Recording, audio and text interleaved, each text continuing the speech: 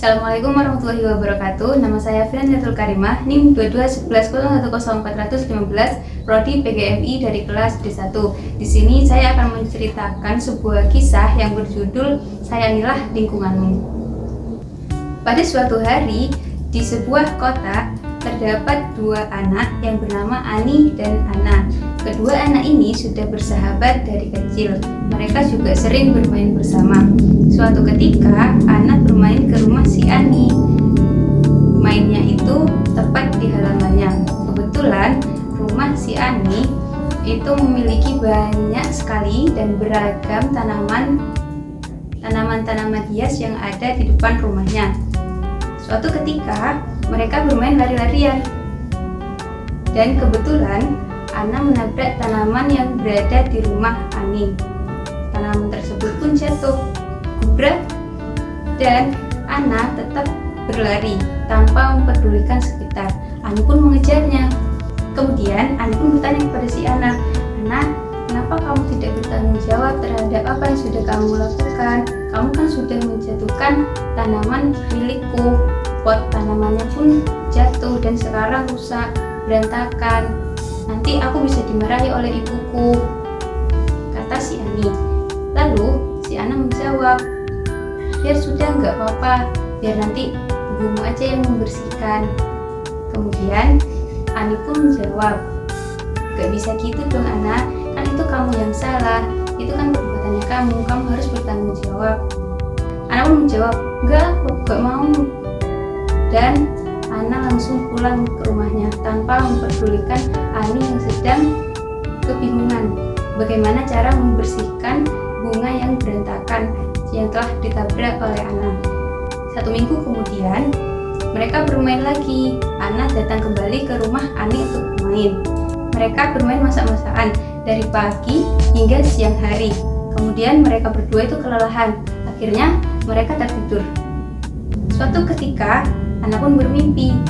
Ia menjadi sebuah tanaman, tepatnya yaitu tanaman bunga. Lalu si Ana pun kaget, "Loh, kok aku dan jiwaku ada dalam tanaman ini?"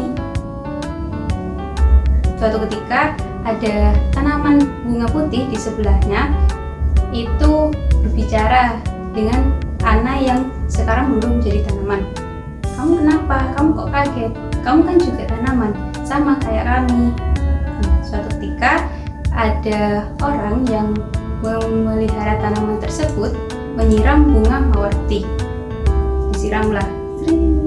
Setelah disiram, terus bunga mawar merah yang merupakan sosok jiwa si Ana itu tidak disiram. Hingga suatu ketika itu kekeringan dan bunga tersebut pun hampir layu. Pada saat kekeringan itu, terdapat seorang anak yang sedang berlari dan menabrak tanaman pohon bunga mawar. Yang kebetulan bunga mawarnya itu adalah sosok si Ana.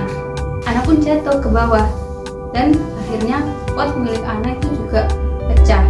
Nah, dia merasakan kesedihan, dia merasakan sakit karena setelah ditabrak dia ditinggalkan, tidak dikembalikan kepada tempat semula, dan dia itu tidak dirapikan sehingga berantakan. Akhirnya pohon bunga mawar tersebut itu keinjak-injak oleh teman-teman anak yang menabrak tadi, dan bunga tersebut pun mati. Ana langsung bangun. Dia bangun dari mimpinya dan dia kaget. Saat dia bangun, si Ani pun juga ikut bangun.